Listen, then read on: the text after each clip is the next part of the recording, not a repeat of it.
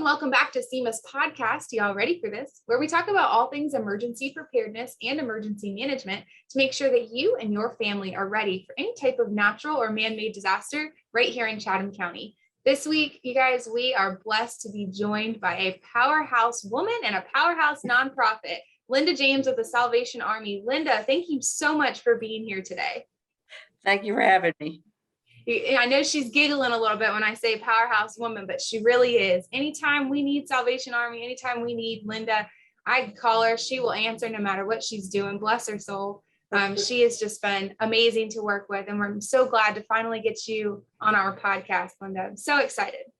Glad to be here. Thanks, and love to serve. Yes. All right. And we are joined today also by SEMA's lead planner, Seth Sawyer. Seth, thanks for being here for round 2 of mass feeding. You bet. All right. So last week we had the privilege of working with the American Red Cross and talking about their mass feeding strategy. And now we're bringing in our next big guns and talking with the Salvation Army about mass feeding and what that looks like after a disaster. And that is incredibly timely given what's going on in Louisiana right now. And hopefully, Linda, you'll be able to give us a little bit of details about what Salvation Army's kind of strategy is looking like for feeding down in Louisiana and what you guys might be doing. Absolutely. We're actually in the process of sending our canteen down probably tomorrow. Wow. So going to be some quick turnaround time with the storm that just came in over the weekend. We're going to be able to send that out. That's really, really neat. All right. So like I said, we're going to be talking about mass feeding today, a little bit about what that strategy looks like. Linda, let's start with some of the same questions that we had for Red Cross, just kind of do like a comparison and I guess a contrast to see kind of what some of those differences are. Can you talk about first about how your food is prepared by your organization and how do you decide what's on the menu? Well, really depends upon the resources that we have. There are vendors that we utilize that probably already have prepared menus that we've talked about well in advance. And then we look in terms of what size the disaster is and what the need is. And then we plan from there. We do have chefs or cooks that are on staff that, depending on the size of the event, will help with that. But if it is a bigger event, such as the hurricane Ida in Louisiana, we work with our community partners, Southern Baptists, that would help provide feeding as well. So it could look 2 different ways. We could have individuals, organizations that help prepare the food and we serve it, and then we prepare the food and serve it ourselves. Nice. So Linda, how do you deliver food to the community? We have what we call mobile canteens, which are full filled kitchens. We can prepare thousands of meals off of the mobile canteens. They're equipped with ovens, grills, stoves, refrigerator, freezers, so that we can supply enough food probably to serve about 3,000 meals a day off of one canteen. Wow. Listeners, if you guys haven't seen one of their field canteens, it is absolutely amazing to see what that giant truck coming in with all of these ovens and everything inside of it.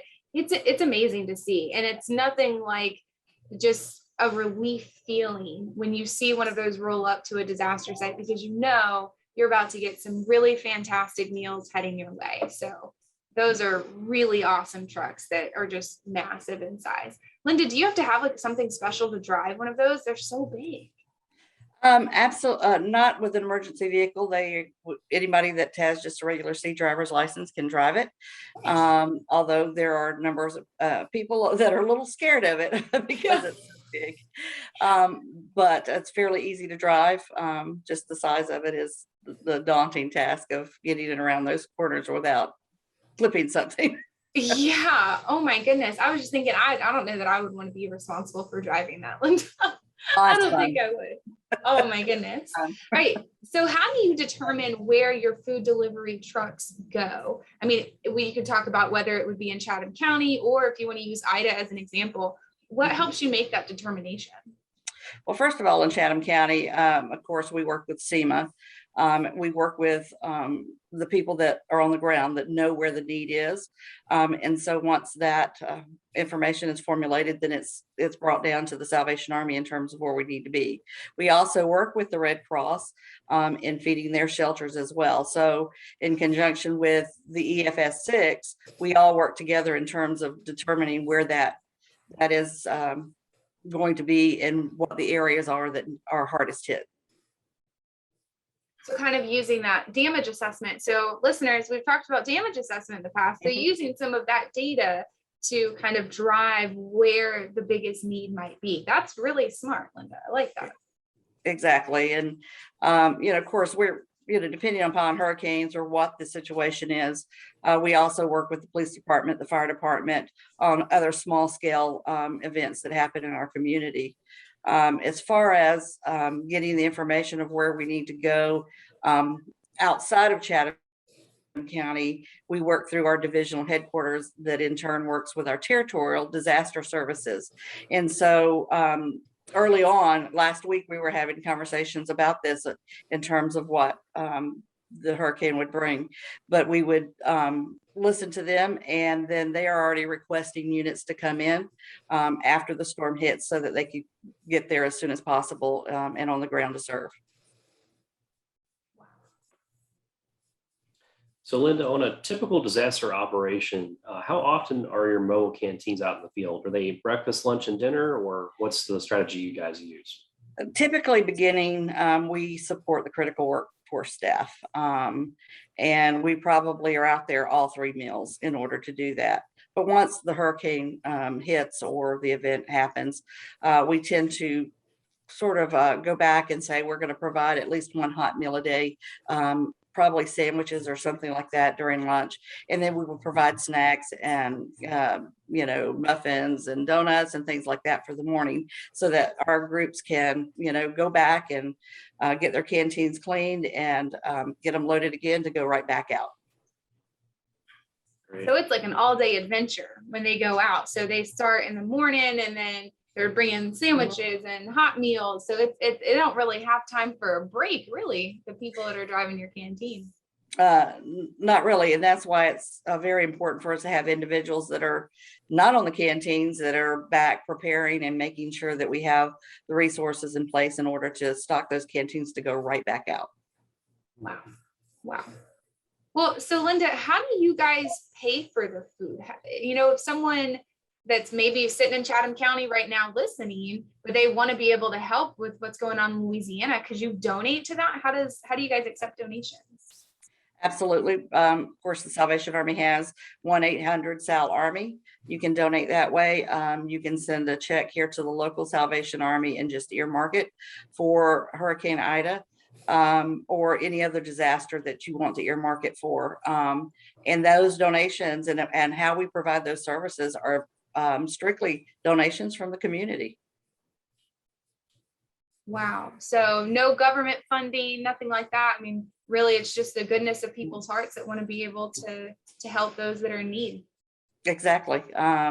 We work with other partner agencies like United Way that might have some funding, but there again, that money comes through public donations. And so, having living here in Chatham County all my life, Chatham County has been a benevolent community and so has supported those events very well. And we've been able to do what we've been asked to do. Wow.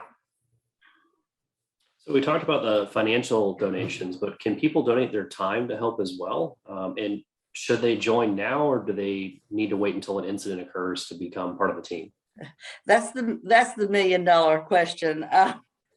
Yes, they should join now. Oftentimes during a disaster, you get a lot of people that mean well that show up at a disaster that doesn't, we really don't know where to put them until we actually can assess what they're able to do and things like that. And so the Salvation Army has a training program where we provide training in disaster, whether it might be incident command, food service, canteen service, spiritual and emotional support, those types of trainings that we have, and we can provide them now before it's needed, and that's the best thing for individuals to do. If they're interested in volunteering with that disaster work, contact the local Salvation Army here for any training times and things that we put together that you could be ready and able to serve at the time as needed.